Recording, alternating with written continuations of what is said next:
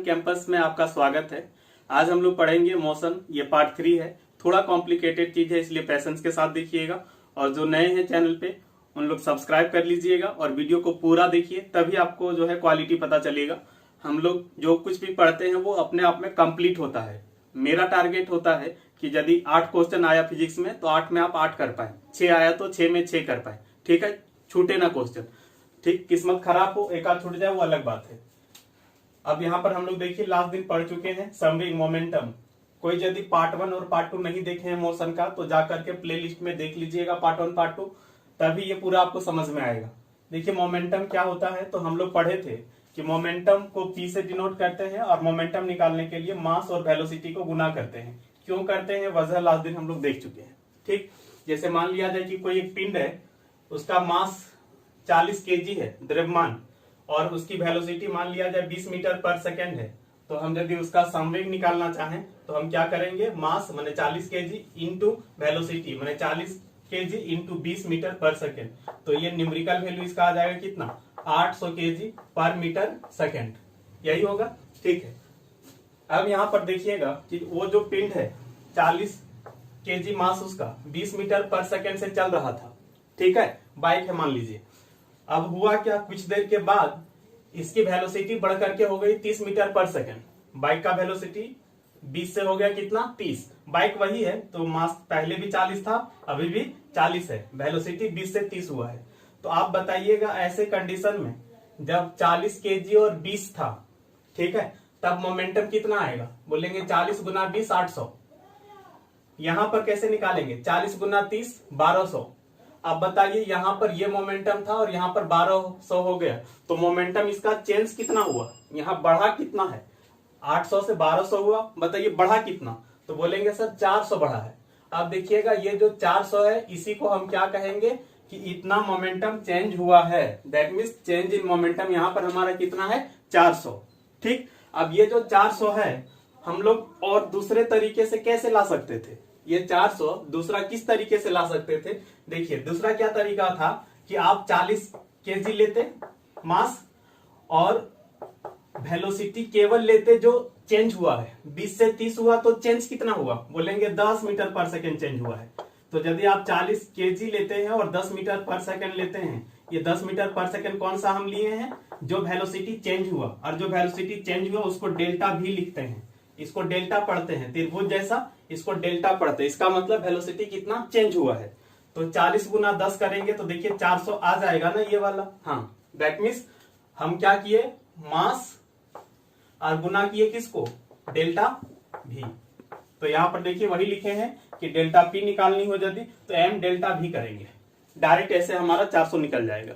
ठीक, चलिए अब बात है कि यदि संवेग में परिवर्तन की यदि हमें दर निकालनी हो तो कैसे निकालेंगे, दर माने रेट निकालनी हो तो कैसे निकालेंगे।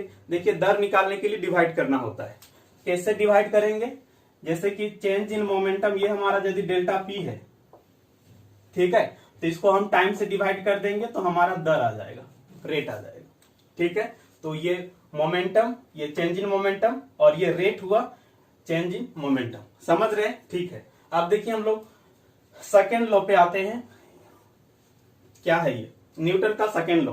फर्स्ट लॉ पहले डिस्कस हो चुका है। देखिए क्या लिखे हैं कि किसी भी पिंड, बाइक कार कुछ भी हो, उसके संवेग परिवर्तन जैसे यहां पर देख रहे हैं 400 हुआ था जो एग्जांपल लिखे थे ऊपर से, संवेग परिवर्तन की जो दर होगी रेट, ठीक है, वो बल के अनुकर्मानुपाती होता है, बल के माने फोर्स के डायरेक्टली प्रोपोर्शनल होता है। और लिखे क्या है कि संवेग में परिवर्तन उसी डायरेक्शन में होगा जिस डायरेक्शन में फोर्स लगाया गया है। क्या इसका मतलब है, समझाते हैं। पहले इस चीज को समझते हैं कि संवेग परिवर्तन की दर बल के अनुकर्मानुपाती होता है। इसे कैसे लिखेंगे, देखिए यहाँ पर क्या लिखे हैं, एफ अनुकर्मानुपाती ऐसे लिखते हैं, ठीक है, ये वाला, और ये संवेग परिवर्तन की दर, ठीक है, रेट लिखे हैं क्या चीज का, चेंज इन मोमेंटम। अब इसको आगे यदि हम बढ़ाते हैं तो क्या लिख सकते हैं, आगे बढ़ा करके देखिएगा कि एफ डायरेक्टली प्रोपोर्शनल संवेग परिवर्तन की दर कैसे लिखेंगे, अभी जस्ट ऊपर हम लिखे थे कि डेल्टा पी बटा, ठीक है, टी, यही ना लिखेंगे तो लिख दीजिए डेल्टा पी बटा टी। हो गया ये क्या, ये हुआ संवेग परिवर्तन और टी से डिवाइड किए तो दर आ गया, रेट आ गया। समझ रहे हैं? वैसे टी को डेल्टा टी ही लिखते हैं, जैसे 5 सेकंड 10 सेकंड जो आप बोलते हैं ना, वो एक्चुअल में डेल्टा टी होता है। क्यों होता है अभी हम समझाएंगे। अभी ध्यान रखिए, टी जो लिखते हैं वो डेल्टा टी ही होता है। तो ये हुआ आपका। ठीक, आप बताइएगा कि एफ डायरेक्टली प्रोपोर्शनल, जहां पर डेल्टा पी लिखा है, जहां पर डेल्टा पी लिखा है वहां पर हम क्या लिख सकते हैं? डेल्टा पी बराबर होता क्या है? M into delta v, m into delta v. तो यहां पर हम लिख सकते हैं एम इंटू डेल्टा वी और बटे डेल्टा टी। समझ रहे हैं? अब इसको आगे और यदि बढ़ाते हैं तो आगे क्या लिख सकते हैं हम? एम, यहां गुना है ना, इसको ऐसे लिख सकते हैं डेल्टा वी बटा डेल्टा टी लिख सकते हैं। और आप बताइएगा कि डेल्टा वी बटे डेल्टा टी को क्या लिख सकते हैं? बताइए आप लोग, जो पहला वीडियो दूसरा वीडियो देखे हैं उन लोग बताइए कि डेल्टा वी बटे डेल्टा टी को हम क्या लिख सकते हैं। ठीक है, आपको पता हो एक्सेलरेशन ए से डिनोट करते हैं, और एक्सेलरेशन ए माने त्वरण ए बराबर होता है v माइनस यू बटा टी। तो जब आप v माइनस यू करते हैं मतलब क्या? v मतलब समझ रहे हैं ना, और u मतलब समझ रहे हैं ना। जैसे कि कोई भी पिंड 20 मीटर पर सेकंड से चल रहा था, फिर उसका हो गया यदि 30 मीटर पर सेकंड, तो जो आप v माइनस यू करते हैं तो v माइनस यू करके जैसे 30 माइनस 20 करके जो आप लाते हैं 10, ये 10 क्या है भाई? तो 10 वही ना है कि वेलोसिटी कितना चेंज हुआ है। तो एक का जो हम लोग फार्मूला लिखते हैं v माइनस यू बटा टी, इसको ऐसे भी लिख सकते थे क्या? v माइनस यू ना लिख करके सीधे लिख सकते थे delta v, delta v that means कितना चेंज हुआ है, कितना चेंज हुआ है यहाँ पे 10, तो सीधे लिख सकते थे 10। और जितना समय लिया हो क्वेश्चन में दिया रहता है 5 सेकंड 2 सेकंड, मान लेते हैं 5 सेकंड लिया हो तो 10 सेकंड 10 मीटर पर सेकंड बटा 5 आ जाएगा ये। समझ रहे हैं?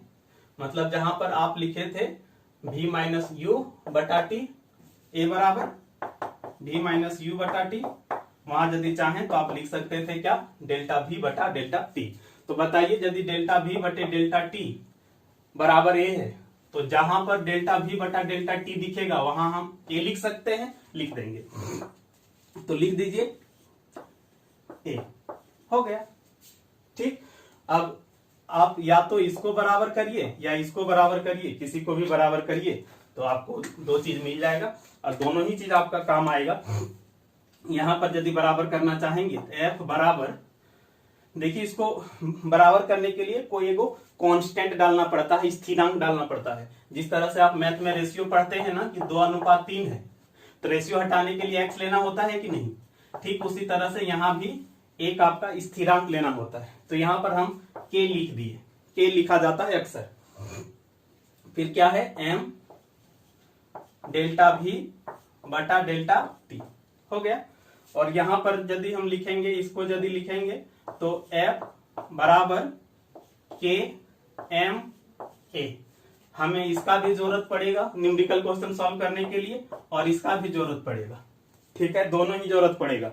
और ध्यान रखिए, यदि आप कॉन्सेप्ट अच्छी तरह से समझे हैं तभी आप एग्जाम में सारा क्वेश्चन टैकल कर पाएंगे, नहीं तो वहां जाकर के फंस जाएंगे, वहां पे कोई बताने वाला नहीं है। ठीक है, क्वेश्चन छूट जाएगा दैट मीन्स जॉब छूट जाएगा। ठीक है, रुक जाएगा सिलेक्शन आपका, और हम वो कभी नहीं चाहते कि आपका सिलेक्शन रुके। वर्स्ट कंडीशन में भी आपका सिलेक्शन हो, उसके लिए कंप्लीट पढ़ना जरूरी है। ठीक है, जिस तरह से आपको सरकारी जॉब पाने की इच्छा है, आपका जो मेहनत करने की इच्छा है वो भी उसी तरह से होनी चाहिए। ठीक है, आप थोड़ा बहुत ऊपर नीचे 2 लाइन पढ़ करके जॉब नहीं निकाल पाएंगे, और निकाल भी पाएंगे तो काफी वक्त लगेगा। समझ रहे हैं इसे? ठीक है, अब ये जो हमारा F बराबर लिखे एम ए, ठीक है, वैसे K का वैल्यू यहाँ पर 1 ही लिया जाता है। ठीक है, तो आप इसको सीधे भी लिख सकते हैं कि F बराबर एम डेल्टा भी और T, और यहाँ पर क्या लिख सकते हैं? F बराबर एम ए। K का वैल्यू यहाँ 1 लिया जाता है। ठीक है, हो गया। अब बताइएगा कि ये F बल, ये क्या है? मास, और ये क्या है? एक्सेलरेशन, त्वरण। यहाँ पर मास और ये डेल्टा भी और T। समझ रहे हैं? तो पहला बात तो यहाँ पे ध्यान रखना है कि बल का जो समीकरण है, यही है बल का समीकरण। ये बल का क्या है? समीकरण, इक्वेशन, बल का ये समीकरण है। बताइए ये बल का जो समीकरण है हम कहां से प्राप्त किए? सेकेंड लॉ से। बल का समीकरण कहां से प्राप्त किए? सेकेंड लॉ से। और यदि कोई पूछे कि बल का जो परिभाषा है, डिफिनेशन, वो कहां से प्राप्त होता है, तो फर्स्ट लॉ से, हम लोग पहले डिस्कस कर चुके हैं। और ये क्या है, बल का समीकरण है। समीकरण किसे कहते हैं, जहां बराबर हो, बराबर की इस तरफ कुछ हो और बराबर की उस तरफ कुछ हो, उसको हम क्या कहते हैं, समीकरण, इक्वेशन। तो ये हो गया आपका क्या, बल का समीकरण। ठीक है, अब पहले हम लोग ये देख लेते हैं कि बल को हम लिखेंगे किसमें। जिस तरह से मास को केजी में लिखते हैं, तो बल को हम किस में लिखेंगे। ठीक है, बल को हम किस में लिखेंगे, यहां पर देखिए, मास को किस में लिखते हैं, केजी, द्रव्यमान को केजी में लिखते हैं। ए एक्सेलरेशन, इसको किस में लिखते हैं, मीटर पर सेकेंड स्क्वायर, मीटर पर सेकेंड स्क्वायर। और ध्यान रखिएगा, इसी चीज को, किसको, केजी मीटर पर सेकेंड स्क्वायर को, इसी को शॉर्ट में न्यूटन लिख दिया जाता है। एक एग्जांपल से हम आपको समझाते हैं। मान लिया जाए कि कोई भी पिंड 10 केजी मास है उसका, और फोर्स लगाए हम, धक्का दिए, तो उसमें त्वरण उत्पन्न हो गया, एक्सेलरेशन उत्पन्न हो गया 5 मीटर पर सेकेंड स्क्वायर का। त्वरण समझते हैं ना, त्वरण का मतलब होता है वेग माने वेलोसिटी का बढ़ना और घटना। ठीक है, जिस रेट से बढ़ता घटता है उसी को हम लोग एक्सेलरेशन, त्वरण कहते हैं। ठीक है, तो यहां पर बताइएगा कितना आ जाएगा फोर्स का वैल्यू, तो बोलेंगे सर 10 गुना 5, मतलब ये हो गया 50 केजी मीटर पर सेकेंड स्क्वायर हो गया। आप यदि चाहें तो केजी मीटर पर सेकेंड स्क्वायर को क्या लिख सकते हैं, न्यूटन। ठीक है, शॉर्ट में एन, समझ रहे, ये न्यूटन के संबंध में न्यूटन एन लिखते हैं। ठीक है ना, एन, समझ रहे हैं, चलिए बुझ गए इसे। ठीक है, चलिए अब बल का जो मात्रक है यही हो गया। अब ये जो मात्रक है वो बल का ऐसा मात्रक है, मतलब इंटरनेशनल लेवल पर जिसको सबसे ज्यादा एक्सेप्ट किया जाता है उसी को हम लोग एसआई मात्रक कहते हैं। तो ये बल का क्या है, एसआई मात्रक। बल के कुछ और मात्रक होते हैं, जैसे बल का एक और मात्रक होता है डाइन। ठीक है, क्या होता है, डाइन। वो गांव वाला डाइन नहीं समझिएगा, महंगाई डाइन खाए जाते है, वो वाला नहीं है ये। ठीक है, DYNE, डाइन, समझ रहे हैं। अब यहाँ पे एक क्वेश्चन और हम लोग देख लेते हैं कि न्यूटन और डाइन में क्या रिलेशन है, समझ रहे हैं। देखिए, एक न्यूटन बराबर होता है 10⁵ डाइन। ये एग्जाम में कई बार रिपीट किया जाता है, एक न्यूटन इक्वल टू 10⁵ डाइन। ठीक, अब इस तरह का 10⁵, 10⁵ बहुत सारा मिलता है, आप भूल जाते हैं एग्जाम में। तो हम देखते हैं कि यदि भूल जाएंगे तो हम विद इन सेकेंड इसको कैसे निकालेंगे। केजी मीटर पर सेकेंड स्क्वायर को ही ना शॉर्ट में न्यूटन लिख देते हैं, लिख देते हैं, हाँ लिख देते हैं। अब डाइन में क्या होता है ना, कि डाइन में ये चीज होता है कि 1 ग्राम, ठीक है, सेंटीमीटर सेकेंड स्क्वायर, इसी को डाइन बोलते हैं। नहीं समझे, जिस तरह से केजी मीटर पर सेकेंड स्क्वायर को क्या कहते हैं शॉर्ट में, न्यूटन, ठीक उसी तरह से ग्राम सेंटीमीटर सेकेंड स्क्वायर को शॉर्ट में क्या लिखते हैं, डाइन। समझ रहे। अब रिलेशन स्टैब्लिश करना है तो करिए, यहां पर देखिए, ध्यान से देखिए, केजी है तो इस केजी को हमें ग्राम में बदलना है। बताइए केजी ग्राम में कैसे बदलेगा, केजी ग्राम में कैसे बदलेगा, 2 केजी है, कितना ग्राम होगा, तो बोलिएगा 1000 से गुना कर दीजिए सर, तो 1000 केजी में 1000 ग्राम होगा कि नहीं। हाँ, मीटर में कितना सेंटीमीटर होता है, ठीक है, 100 होता है ना, तो इंटू 100 सेंटीमीटर। और सेकंड तो बदलना नहीं है क्योंकि सेकंड यहां भी है, तो ये हो गया।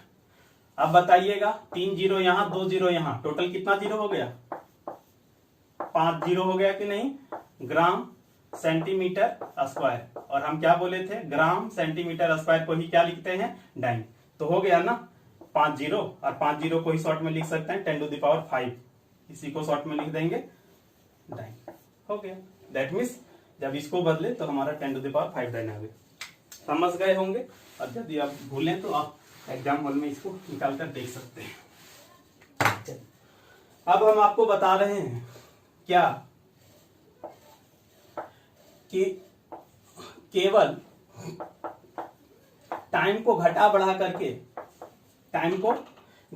करके कैसे हम फोर्स का वैल्यू कम अधिक कर सकते हैं, केवल टाइम को कम अधिक करके, बस। ठीक है, ध्यान दीजिएगा, ये चीज आपको बहुत हेल्प करेगा अभी समझने में। जैसे कि मान लिया जाए कि कोई भी एक आपका बॉल है, कोई भी क्या है आपका एक बॉल है, इसका मास मान लिया जाए 2 केजी है, होता तो नहीं इतना है लेकिन मान लीजिए, क्या करिएगा, 2 केजी है, समझ रहे हैं, 2 केजी है। अब मान लिया जाए इसका कुछ अपना वेलोसिटी रहा होगा, कुछ डेल्टा भी रहा होगा, ठीक है। मान लिया जाए 60 मीटर पर सेकंड से आ रहा था, ये 60 मीटर पर सेकंड से आ रहा था, ठीक है। हम उसको रोक दिए। आप बताइएगा यदि 60 मीटर पर सेकंड से आ रहा था और यदि हम रोक दिए तो बताइए उसकी क्या वेलोसिटी होगी। जब बॉल रुक जाएगा तो क्या वेलोसिटी होगी। आप रुक जाते हैं तो आपकी क्या वेलोसिटी होगी। बाइक तो चलाए ना भाई, रुक जाती है तो वेलोसिटी क्या होता है, 0 मीटर पर सेकंड। तो 60 से आ रहा था और 0 हो गया, ठीक है। तो यहां पर हमारा डेल्टा भी कितना हुआ, दैट मीन्स कितना चेंज हुआ वेलोसिटी, 60 से 0 हुआ तो 60 ना चेंज हुआ भैया, हाँ ठीक है।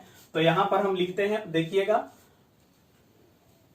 मास कितना बोले थे 2 kg, डेल्टा भी कितना है यहाँ पे 60, ठीक है 60। अब देखिएगा कि यदि हम उसको 5 सेकंड में रोकते हैं, ध्यान दीजिएगा, पेशेंस के साथ देखिएगा, समझने की कोशिश करिएगा। दिक्कत हो तो आप दोबारा प्ले करिए और देखिए। यदि नहीं समझ में आया तो आप बहुत फंसेंगे एग्जाम हॉल में, बुरी तरह से फंसेंगे, जहां भी कॉम्प्लिकेटेड चीज होगा, ठीक है। और आजकल सीधा सीधी क्वेश्चन कम पूछता है, ठीक है, इसलिए पेशेंस के साथ देखिए। तो यदि हम उसको 5 सेकंड में रोकते हैं तो देखिएगा कि फोर्स कितना लगेगा। और यदि उसी चीज को हम 5 सेकंड में ना रोक करके यदि टाइम को हल्का सा यदि हम बढ़ा देते हैं, मान लिया जाए कि हम यदि उसको 15 सेकंड में रोकते हैं, ठीक है, कितना सेकंड में रोकते हैं, 15 सेकंड में रोकते हैं, तो देखते हैं कि कहां पर कितना फोर्स लगेगा। देखते हैं, उठ करिए। ये हम बॉल का मास कितना लेने बोले थे, 2 kg, बॉल का मास लेने बोले थे 2 kg, तो 2 kg इंटू 60, ठीक है। यदि हम इसको टाइम 5 सेकंड लेते हैं तो डिवाइड करेंगे 5 से, ऐसी स्थिति में फोर्स आपका कितना आ जाएगा, 12 दूनी 24, समझ रहे हैं। लेकिन वही चीज यदि 2 गुना 60 और टाइम 5 ना लेकर के टाइम यदि हम 15 लेते हैं तो 15 चक्के 60, तो कितना आ जाएगा, ठीक है, 2 चक 8। देख रहे हैं, इस कंडीशन में 24 न्यूटन का फोर्स लगेगा और इस कंडीशन में 8 न्यूटन का फोर्स लगेगा।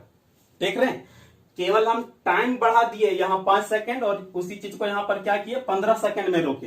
तो जैसे ही टाइम बढ़ाए ना कि फोर्स का वैल्यू क्या हो गया, कम हो गया।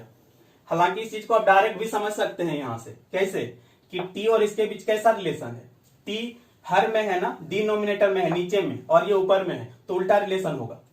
उल्टा रिलेशन होगा मतलब यदि हम टाइम को बढ़ा देंगे ना, जैसे 5 से 15 कर दिए, तो फोर्स का वैल्यू क्या हो जाएगा, घट जाएगा। फोर्स का वैल्यू क्या होगा, घट जाएगा। समझ रहे हैं, ठीक है। अब इसी पे बेस्ड क्वेश्चन पूछता है आपसे, अब आसानी से उस सारे क्वेश्चन को आप हैंडल कर सकते हैं, ठीक है। चलिए, क्वेश्चन पूछेगा कि क्रिकेट का बॉल खिलाड़ी कैच लेते वक्त अपने हाथ को पीछे की तरफ क्यों खींचता है, अपने हाथों को पीछे की तरफ क्यों खींचता है, सोचिए, अब आसानी से बता सकते हैं।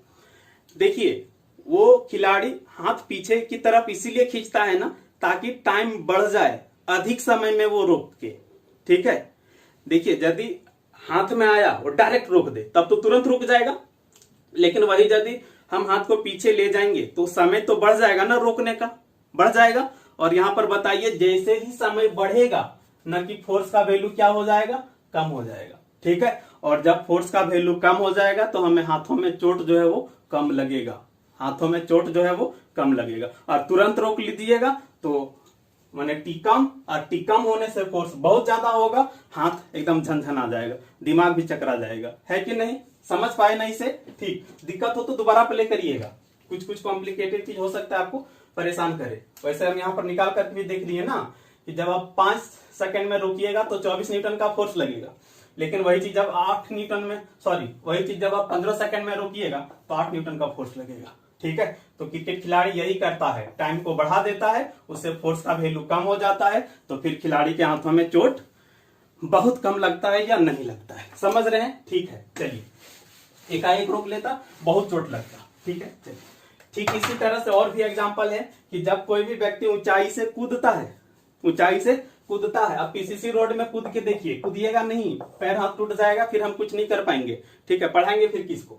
यदि आप पीसीसी रोड में कूद जाइएगा 2 तल्ला से तो देखिए बहुत चोट लगता है, लेकिन वहां गद्दा रख दीजिए, रजाई रख दीजिए या बालू रख दीजिए तो देखिए चोट कम लगता है। क्यों, वही चीज होता है कि जब गदाई रजाई या कुछ भी गद्दा रहता है ना, तो ज्यादा देर में हम रुकते हैं, धंस जाता है तो टाइम बढ़ जाता है। जिस तरह से खिलाड़ी हाथ पीछे खींचता था ना, उसी तरह से ये नीचे आ जाता है। और नीचे आ जाएगा तो क्या होगा भाई, टी बढ़ जाएगा, और टी का वैल्यू जब बढ़ेगा, ठीक है, टी का जब वैल्यू बढ़ेगा तो फोर्स हमारा क्या होगा, कम होगा, फिर हमें कम चोट लगेगा। ठीक है, फोर्स कम होगा तो कम चोट लगेगा। समझ पाए होंगे? ठीक है, चलिए अब न्यूमेरिकल क्वेश्चन तो सॉल्व कर ही पाएंगे ना, यहां से एकदम कर पाएंगे। जैसे बोलेगा कि मान लिया जाए ये आपका एक पिंड है, न्यूमेरिकल क्वेश्चन सॉल्व करने के लिए हम बता रहे हैं 5 kg मास है इसका, बाइक या कुछ भी है, साइकिल है। इसमें यदि हम 10 मीटर पर सेकंड स्क्वायर का एक्सेलरेशन उत्पन्न करना चाहते हैं, त्वरण उत्पन्न करना चाहते हैं, मतलब इसकी वेलोसिटी बढ़ाना चाहते हैं या घटाना चाहते हैं, तो हमें कितना फोर्स लगाना होगा। तो क्या होता है फोर्स का फॉर्मूला, m इंटू ए, मास 5 kg है और कितना एक्सेलरेशन उत्पन्न करना है 10, दैट मीन्स हमें 50 न्यूटन का फोर्स अप्लाई करना पड़ेगा। समझ रहे हैं? ठीक है, अब इसी को उल्टा करके भी दे सकता है ना, कि यदि हम 50 न्यूटन का फोर्स अप्लाई करते हैं किसी भी पिंड पर, कितना का, 50 न्यूटन का फोर्स अप्लाई करते हैं, तो 5 kg मास वाले किसी पिंड पर कितना एक्सेलरेशन उत्पन्न होगा। ठीक है, कितना एक्सेलरेशन उत्पन्न होगा, तो लिख देंगे फोर्स बोल रहा है 50 न्यूटन, मास बोल रहा है 5 kg, और एक्सेलरेशन हमें पता नहीं, यहां से काट देंगे तो 10 आ जाएगा। दैट मीन्स एक्सेलरेशन हमारा कितना हुआ 10, और एक्सेलरेशन को हम लिखते हैं 10 मीटर पर सेकंड स्क्वायर। समझ रहे हैं? ठीक है, बुझ गए? ठीक, इनको डाउट हो तो आप कमेंट करिएगा। अब हम लोग यहाँ पर क्या पढ़ने वाले हैं भाई, तो अब हम लोग पढ़ने वाले हैं आवेग, इम्पल्स। ठीक है, आवेग, इम्पल्स। इससे पहले अभी हम लोग क्या पढ़ रहे थे, सेकेंड लॉ, और उससे पहले क्या पढ़े थे, संवेग, मोमेंटम। ठीक, और अभी क्या पढ़ रहे हैं, आवेग। क्या अंतर है? विशेष कोई अंतर है नहीं, थोड़ा सा अंतर जरूर है। क्या है देखिए, आवेग जो होता है ना, संवेग में परिवर्तन के बराबर होता है। आवेग जो होता है क्या होता है, संवेग में परिवर्तन के बराबर होता है। तो हम आवेग को कह सकते हैं कि जो संवेग में परिवर्तन होता है उसी को हम क्या कहते हैं, आवेग। वैसे आवेग की परिभाषा आपको हर जगह क्या लिखा रहेगा, लिखा ये रहेगा कि यदि कोई भी फोर्स किसी पिंड पर बहुत कम समय के लिए लगे, कोई भी फोर्स किसी पिंड पर यदि बहुत कम समय के लिए लगाया जाए, जैसे उदाहरण के लिए हम बैट से बॉल को हिट करते हैं, तो अब बताइएगा कि बैट और बॉल के बीच संपर्क होता है कितना, 1 घंटा, 2 घंटा, 4 घंटा, 1 मिनट, कितना, एकदम सेकंड, बहुत कम। तो वहां पर बैट से जो हम फोर्स लगाते हैं बॉल पर, बहुत ही कम समय के लिए लगाते हैं। ठीक है, तो हम क्या बोले कि यदि कोई फोर्स किसी भी पिंड पर, किसी भी ऑब्जेक्ट पर बहुत कम समय के लिए कार्य करे, बहुत कम समय के लिए यदि लगाया जाए, तो बल और समय के गुणनफल को ही आवेग कहते हैं। लेकिन शर्त क्या है कि फोर्स बहुत कम समय के लिए लगना चाहिए। फोर्स बहुत कम समय के लिए यदि लग रहा हो, ठीक है, तो फोर्स और टाइम के गुणनफल को ही क्या कहते हैं, आवेग कहते हैं, इंपल्स कहते हैं। और शुरू में ही लिख दिए हैं कि आवेग किसके बराबर होता है, संवेग में परिवर्तन के बराबर होता है। मतलब हम कैसे लिख सकते हैं, यहां पर बताइएगा कि आवेग बराबर होता है, ठीक है, आवेग इंपल्स बराबर होता है क्या, इसकी क्या परिभाषा है, तो भाई फोर्स इंटू टाइम का गुणनफल। ठीक, और हम क्या बोले कि ये बराबर होता है किसके, संवेग में परिवर्तन। कैसे लिखते हैं संवेग में परिवर्तन, डेल्टा पी, यही लिखते हैं। और डेल्टा पी को और हम क्या लिख सकते हैं, डेल्टा पी को लिख सकते हैं एम इंटू डेल्टा वी, अभी तुरंत हम आपको बताए हैं। ठीक है, तो इसको लिखा जा सकता है कैसे, एम इंटू डेल्टा वी। नहीं दिख रहा है वहां पे, क्या नहीं दिख रहा है तो इधर लिख देते हैं ना, आवेग बराबर क्या होता है, एफ इंटू डेल्टा टी, ये परिभाषा है। और बताइए ये बराबर होता है किससे, संवेग परिवर्तन, that means m delta v. समझ रहे हैं, हो गया। अब तुरंत यहीं पर हम लोग देख लेते हैं कि आवेग का मात्रक क्या होगा। ठीक है, आवेग का मात्रक क्या होगा, यूनिट क्या होगा, 2 यूनिट होगा। क्यों, क्योंकि आवेग बराबर एफ इंटू टी भी होता है और बराबर एम इंटू वी भी होता है। तो अब बताइएगा फोर्स का मात्रक क्या होता है, न्यूटन होता है। टाइम का मात्रक क्या होता है, किसमें लिखते हैं, ऐसा यूनिट हमारा क्या है, सेकेंड। यहाँ पर चलिए आइए, मास को किसमें लिखते हैं, केजी, और भी किसमें लिखते हैं, मीटर पर सेकेंड। तो इसका एक मात्रक होगा न्यूटन सेकेंड, आवेग का एक मात्रक होगा न्यूटन सेकेंड, और एक मात्रक होगा KG metre second, KG metre second. ठीक है, आप डायरेक्ट यूनिट कभी नहीं याद रख पाइएगा जब तक आपको ये चीज नहीं ध्यान रहेगा। ठीक है, बुझ गए।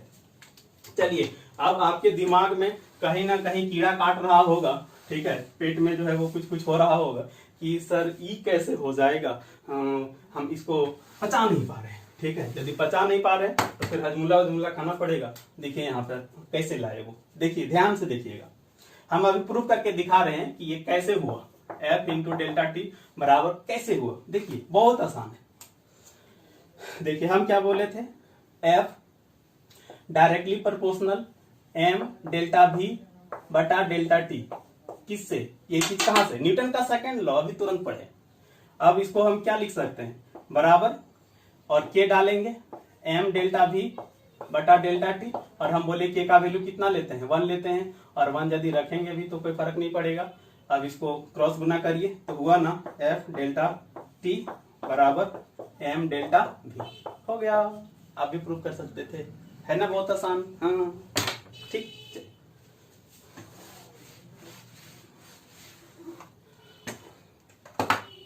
अब यहां से भी कुछ आपका डे टू डे लाइफ से जुड़ा हुआ एग्जांपल पूछ सकता है। ठीक है, यहां पर देखिए यदि क्वेश्चन पूछेगा तो इस तरह से पूछता है, क्या कि ट्रक में जब हम लोग ले जाते हैं मिट्टी से बना हुआ कुछ भी बर्तन वगैरह, तो देखिएगा मिट्टी के बर्तनों के बीच क्या डाल दिया जाता है, पुआल या घास वगैरह कुछ डाल दिया जाता है। क्यों, ताकि दबे। ठीक है, तो दबने से होगा क्या कि टाइम ज्यादा लगेगा। ठीक है, जिस तरह से गद्दा दबता था ना भाई, कूदते थे आप, ठीक उसी तरह से यहाँ भी दबेगा। तो दबेगा तो टाइम जो है हमारा क्या होगा, बढ़ जाएगा। जैसे आप समझिए, ये मिट्टी का और ये भी मिट्टी का है। यदि यहाँ पे कुछ भी पुआल वगैरह ना रहे तब तो ये इसको टक्कर मारेगा, ये इसको टक्कर मारेगा, ये तुरंत जाके उसमें टच कर जाएगा, है कि नहीं, तुरंत जाके टच कर जाएगा। लेकिन यही चीज यदि यहाँ बीच में पुआल डाल दें तो तुरंत नहीं टच करेगा, क्योंकि पुआल दबेगा ना, और दबेगा तो टाइम ज्यादा लग जाएगा, और टाइम ज्यादा लग जाएगा तो फोर्स कम हो जाएगा। बोलिए सर टाइम ज्यादा होने से फोर्स कैसे कम होगा, क्या आप बोल रहे हैं। यहाँ पर देखिए, यहाँ पर देखिए, तुरंत देखिए। ठीक है, कि टाइम बढ़ाने से क्या होगा, हम आपको दिखाते हैं। यहाँ पर देखिए, F M delta V, T को इधर लाइए। अब बताइए कि टाइम यदि हम बढ़ा देंगे तो फोर्स क्या होगा, कम। और यहाँ पुआल डाल देने से वही होता है कि टाइम बढ़ जाता है। ठीक है, ज्यादा समय हो जाता है, और टाइम बढ़ने के कारण जो है F का वैल्यू क्या होता है, कम हो जाता है। और यदि कम फोर्स लगेगा तो ये बर्तन टूटने से बच सकता है। कम फोर्स लगेगा यदि तो ये टूटने से बच सकता है। ठीक है, अब आप बोल रहे होंगे कि सर सेकेंड लॉ और इसके एग्जाम्पल में क्या अंतर है, वहां भी तो वही बोल रहे थे आप कि खिलाड़ी हाथ को पीछे खींच लेता है, टाइम बढ़ता है। यहाँ भी आप वही बोल रहे हैं कि टाइम बढ़ता है। तो ध्यान रखिए, बात करें यदि हम एग्जाम्पल का, तो एग्जाम्पल में कोई डिफरेंस नहीं है। जो उसका एग्जाम्पल वो इसका एग्जाम्पल भी हो सकता है। ठीक है, यदि आपसे क्वेश्चन पूछा कि जो मिट्टी के बर्तन है उसके बीच में पुआल क्यों डाल दिया जाता है, तो ऑप्शन आपका सेकंड लॉ और आवेग इंपल्स दोनों एक साथ ऑप्शन कभी नहीं मिलेगा। ठीक है, अलग अलग रहेगा। तो एकदम परेशान मत होइए, आप केवल वीडियो को देखिए, और बाकी हमको हर चीज पता है कि एग्जाम में क्या पूछता है, आपके दिमाग में क्या उलझन है। ठीक है, बस विश्वास करें। ठीक, चलिए अब हम लोग क्या पढ़ेंगे यहाँ पे, तो अब हम लोग पढ़ने जा रहे हैं, बताइए बताइए क्या पढ़ने जा रहे हैं। अब पढ़ने जा रहे हैं Newton third law, Newton third law of motion. ठीक है, मैंने न्यूटन का तीसरा गति नियम। ठीक है, क्या है ये, किसे कहते हैं, देखिए। तो न्यूटन का थर्ड लॉ कहता है कि क्रिया प्रतिक्रिया के बराबर होता है, क्रिया प्रतिक्रिया के बराबर होता है, मतलब एक्शन रिएक्शन के बराबर होता है, एक्शन रिएक्शन के बराबर होता है। ठीक है, और अपोजिट डायरेक्शन में होता है। ठीक है, क्या होता है, अपोजिट डायरेक्शन में होता है। इसको पहले हम समझाते हैं। मान लिया जाए कि आप क्या किए, किसी को लगा दिए खींच के एक तमाचा। आप खींच के क्या लगाए, एक तमाचा। और जब आप खींच के लगाए एक तमाचा, तो ये यदि एक्शन है, इसको यदि हम क्या मान लेते हैं, एक्शन, आप इस डायरेक्शन में लगाए, तो आप बताइएगा सामने वाला क्या आपका चेहरा देखेगा क्या, या सेल्फी लेगा, नहीं, क्या करेगा, वो भी एक बार इधर से लगाएगा खींच के। तो आप लगाए इधर से, आपका वो जो सामने वाला है वो लगाएगा इधर से। तो इसका डायरेक्शन और इसका डायरेक्शन, ये इधर और ये इधर है कि नहीं, अपोजिट डायरेक्शन एकदम है। ये यदि साउथ है तो इधर तो आपका नॉर्थ होगा ना, ये दक्षिण है तो ये उत्तर है, तो हो गया डायरेक्शन अपोजिट। और ऐसे समझिए कि आप जितना फोर्स से उसको चाटा लगाए थे वो भी आपको उसी फोर्स से लगाएगा। ठीक है, हो सकता है थोड़ा ज्यादा लगा दे, अब क्या करिएगा, वो इंटरेस्ट है, सूद है थोड़ा सा, लेकिन यहाँ थर्ड लॉ में क्या है कि एक्शन जितना होगा रिएक्शन उतना ही होगा। ठीक है, अब देखिए जब आप चाटा लगाए तो चाटा लगाए मतलब क्या किए, फोर्स लगाए कि क्या किए, एकदम फोर्स लगाए। ठीक है, मतलब समझिए कि यदि हम फोर्स लगा करके कुछ एक्शन करते हैं तो उधर से रिएक्शन में उतना ही फोर्स लगेगा। ठीक है, उतना ही फोर्स लगेगा। ठीक, और इसके जैसे हम बोल सकते हैं, ऐसे देखिए कि यदि आप दीवार को मारते हैं, ठीक है, तो क्या लगा रहे हैं, फोर्स लगा रहे हैं, और इधर से हो रहा है यदि एक्शन तो दीवार भी उधर से उतना ही फोर्स लगाएगा रिएक्शन के रूप में। जितना आप फोर्स लगाएंगे एक्शन के रूप में, दीवार उतना ही फोर्स लगाएगा रिएक्शन के रूप में। आप यदि इस डायरेक्शन में लगा रहे हैं तो दीवार उस डायरेक्शन में लगाए, समझ रहे हैं। उसी कारण हम लोग को चोट लगता है। चोट लगने का क्या वजह है कि आप जब मारे, फोर्स लगाए, दीवार भी उधर से फोर्स लगाए, तो उधर से जो रिएक्शन हुआ ना, उसी के कारण जो है हमें चोट लगती है। समझ रहे हैं। अब यहाँ पे एक न्यूमेरिकल क्वेश्चन पूछ देता है, बहुत आसान, लेकिन लोग फंस के रह जाते हैं, अच्छे अच्छे स्टूडेंट फंस के रह जाते हैं। क्वेश्चन ऐसे बोला कि कोई एक बॉल है, ये दीवार पे 50 न्यूटन का फोर्स लगाया। बॉल क्या है, दीवार पे 50 न्यूटन का फोर्स लगाया, तो आपसे पूछेगा कि दीवार कितना फोर्स लगाएगा बॉल पर। तो बॉल यदि 50 न्यूटन का लगा रहा है तो दीवार भी 50 न्यूटन लगाएगा ना, एक्शन रिएक्शन के बराबर होता है। ठीक है, बॉल यदि दीवार पे लगाया 50 न्यूटन तो दीवार भी इस पे लगाएगा 50 न्यूटन, कुछ नहीं है। ठीक ठीक है, अब डे टू डे लाइफ में इसका हम एग्जाम्पल यदि देखेंगे तो बहुत एग्जाम्पल है। बॉल वाला तो एग्जाम्पल हो ही गया, और आप देखिएगा कि जब कभी भी हम लोग, ठीक है, नाव है, ये नाव है मान लिया जाए, नाव कहाँ पे रहता है, पानी में रहता है भाई, और जब हम नाव से जब हम कूदते हैं, ठीक है, इधर जमीन की तरफ, तो ध्यान रखिएगा आप इसको दबाए और इधर आया, एक्शन हुआ, ये आप इधर आइएगा ना, तो आप जब इस डायरेक्शन में आ रहे हैं तो नाव देखिए किधर चला जाता है, उस डायरेक्शन में चला जाता है। समझ रहे हैं। आप यदि कूदे इस तरफ तो नाव चला जाता है उस तरफ, तो हुआ ना कि आप फोर्स लगाए इस तरफ, इसका रिएक्शन उधर हुआ, हो गया। ठीक, इसके अलावा जब हम तैरते हैं, ठीक है, स्विमिंग करते हैं, तो क्या करते हैं समझिएगा, जब हम तैरते हैं तो क्या करते हैं, फोर्स लगाते हैं, पानी को हटाते हैं, फोर्स लगाए, तो बताइए जब हम फोर्स लगाए, एक्शन हुआ, ये फोर्स लगाकर हम कुछ एक्शन किए, एक्शन के रूप में कुछ फोर्स लगाए, तो पानी भी क्या करेगा, उधर से रिएक्शन, और पानी का उधर से जो रिएक्शन होता है ना, उसी कारण हम लोग क्या है, आगे बढ़ जाते हैं। समझ पाए ना। चलना भी संभव है इसी तरह से, इसी तरह से ही हम लोग चलते हैं। चलते वक्त हम लोग क्या करते हैं कि हम लोग अपने पैरों से पृथ्वी को दबाते हैं, एक्शन करते हैं, पृथ्वी उतना ही फोर्स से अपोजिट डायरेक्शन में रिएक्शन फोर्स लगाता है, तो जब रिएक्शन फोर्स लगाता है उसी के कारण हम चल पाते हैं। ठीक है, उसी के कारण हम चल पाते। और इसका एग्जाम्पल बोलेंगे तो, और इसका एग्जाम्पल क्या हो सकता है, तो और इसका एग्जाम्पल हो सकता है कि ये यदि बंदूक है, जब इससे गोली निकलती है, गोली गई इस डायरेक्शन में, अब देखिएगा गोली यदि इस डायरेक्शन में जा रही है तो जो बंदूक पकड़ा था व्यक्ति, उसको झटका किस तरफ लगता है, इस तरफ। ठीक है, जितना फोर्स से गोली निकलेगा उतना ही फोर्स से इसको झटका लगेगा। अब कुछ लोग बोल रहे होंगे सर गोली तो बहुत दूर चला जाता है, तो बंदूक बहुत दूर कहीं चला जाता है। ठीक है, फोर्स बराबर है, फोर्स तो बराबर है, जितना फोर्स इधर उतना फोर्स इधर, तो गोली बहुत दूर चला गया, ये बहुत दूर क्यों नहीं गया, तो उसका भी वजह है। ठीक है, क्या है देखिए, फोर्स मास इनटू एक्सीलरेशन। अब यहां पर आप ध्यान रखिएगा कि ए बराबर हम क्या लिख सकते हैं, ए लिख सकते हैं फोर्स बटा, तो होता क्या है, अब बताइए कि यदि मास ज्यादा है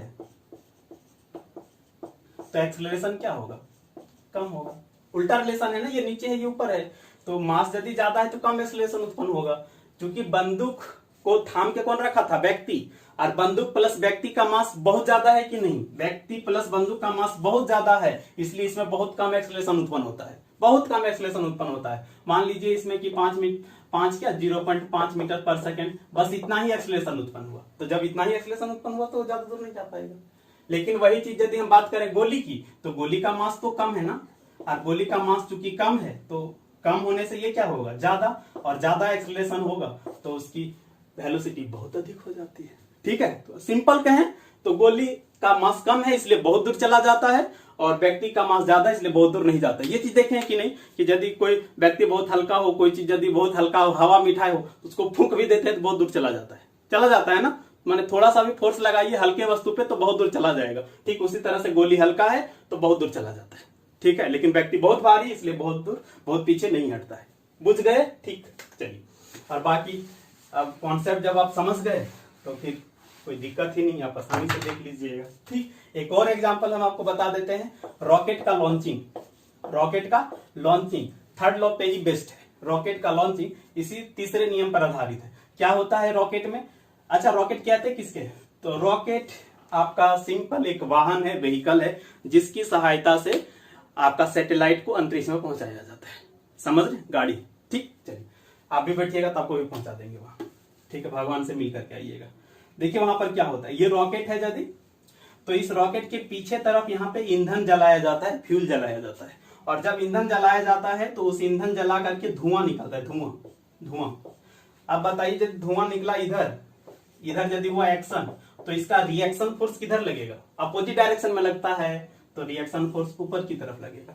तो ये जो रिएक्शन फोर्स लगता है उसी के कारण रॉकेट जो है, ठीक है, उठ जाता है। जैसे आपको भैया खड़ा है और फोर्स लगाएंगे तो उठिएगा कि नहीं, उसी तरह से यहाँ भी उठ जाता है। देखिए अब हम लोग पढ़ने जा रहे हैं संवेग संरक्षण का सिद्धांत, principle of conservation of momentum. थोड़ा कॉम्प्लिकेटेड चीज है इसलिए इसको आसानी से एकदम धीरे धीरे से समझने का कोशिश करेंगे हम लोग। क्या लिखे हैं देखिए, हम लिखे हैं कि यदि बाहर से लगाया गया बल शून्य हो, मतलब यदि हम बाहर से फोर्स नहीं लगाते हैं, तो क्या लिखे हैं, किसी भी निकाय, किसी भी पिंड, किसी भी सिस्टम का कुल जो संवेग है, मोमेंटम, वो संरक्षित रहता है। यहाँ पे हमें दो चीजें समझनी है, ये संवेग क्या है और संरक्षित रहता है इसका क्या मतलब है। देखिए हम लोग संवेग के बारे में जान चुके हैं कि संवेग मास और वेलोसिटी का गुणनफल होता है, द्रव्यमान और वेग का गुणनफल होता है। ठीक, संरक्षित का क्या मतलब है? संरक्षित का मतलब होता है कि ना तो वो घटेगा ना तो वो बढ़ेगा। समझ रहे हैं?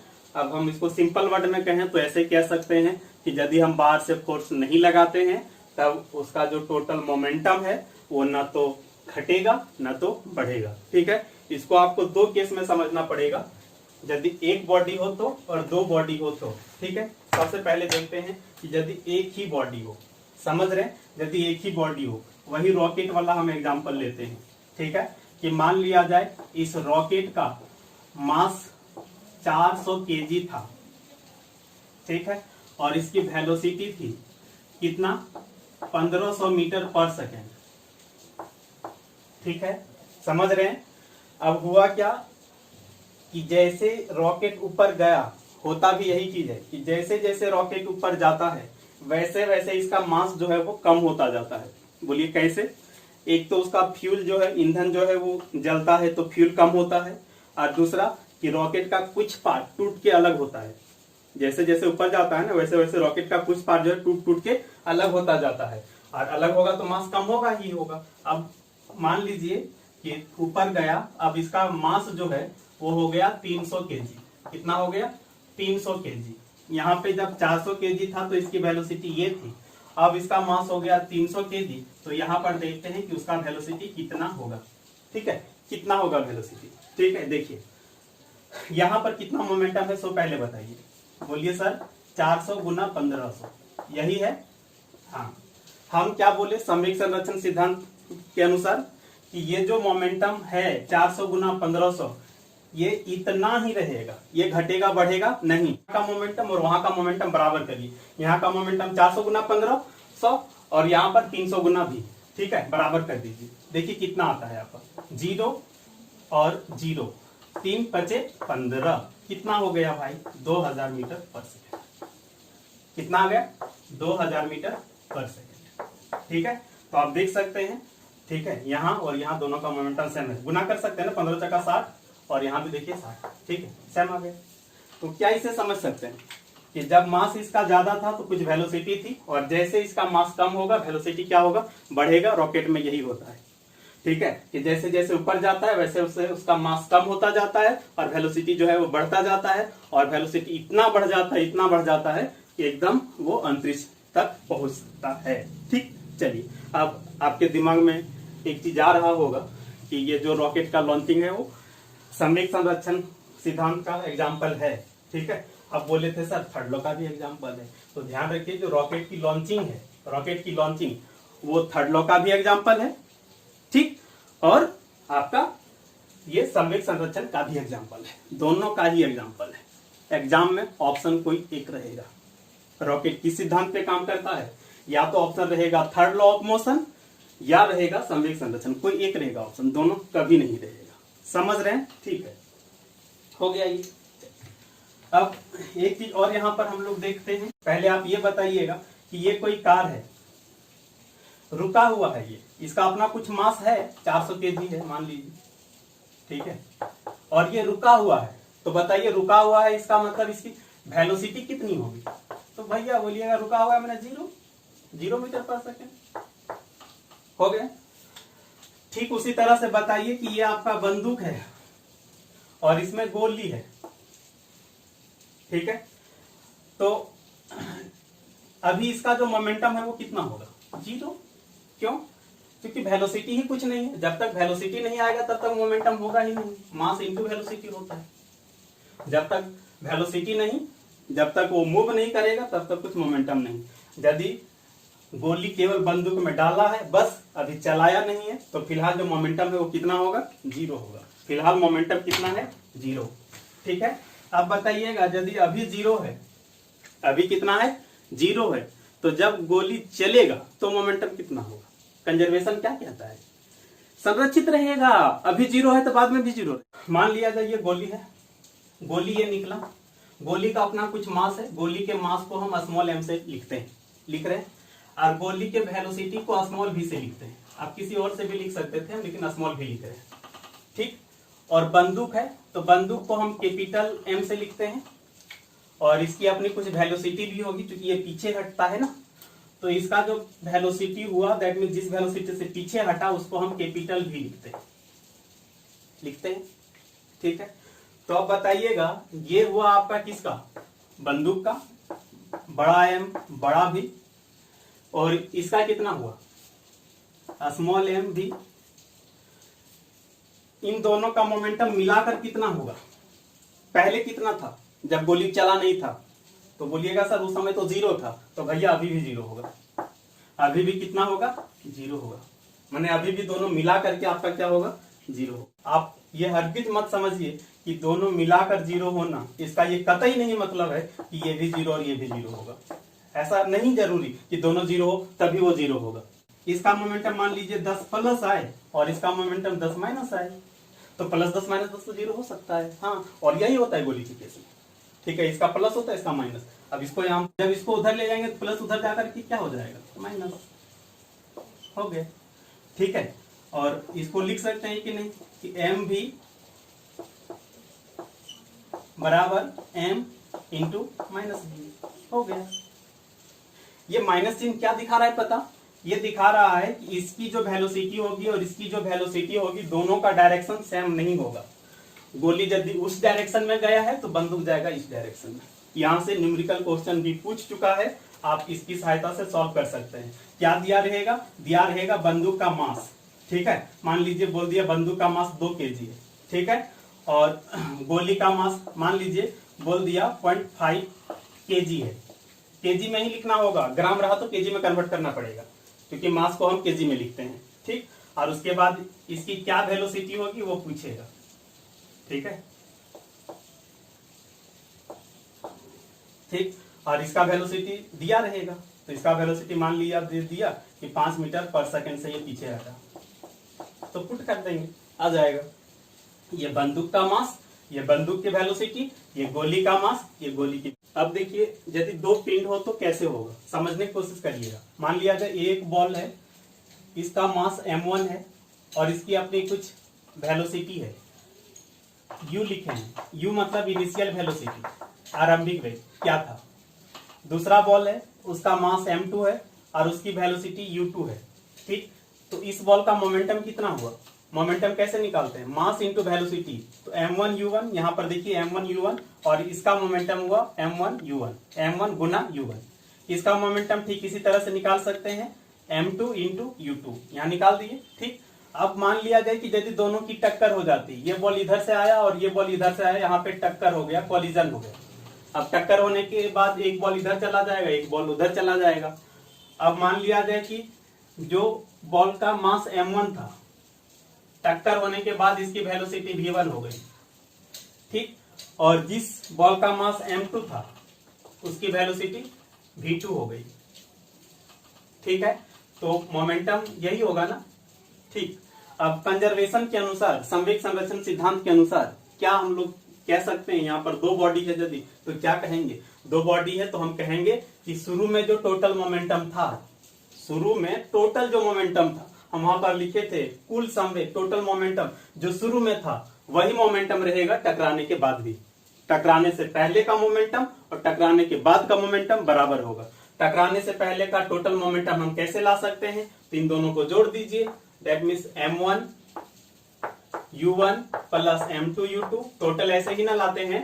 ठीक, और टकराने के बाद टोटल मोमेंटम कैसे होगा, m1 v1 plus m2 v2, और संरक्षण कंजर्वेशन के अनुसार पहले जितना था बाद में उतना ही रहेगा, दैट मीन्स को हम बराबर कर दिए, हो गया। ठीक, अब यहां से आपका एक दो न्यूमेरिकल क्वेश्चन भी पूछ चुका है रेलवे के एग्जाम में, तो आप इसको ध्यान रखिए, बहुत ही आसान चीज है, एकदम टफ नहीं है कि ये बॉल कुछ इसका मोमेंटम कुछ इसका मोमेंटम, टकराने से पहले का मोमेंटम टोटल और टकराने के बाद का टोटल मोमेंटम बराबर कर देना है। ठीक है, यहाँ पर आपका ये सब दिया रहेगा, ये दिया रहेगा, ये सब दिया रहेगा, कोई भी एक अननोन रहेगा, पुट कर देंगे।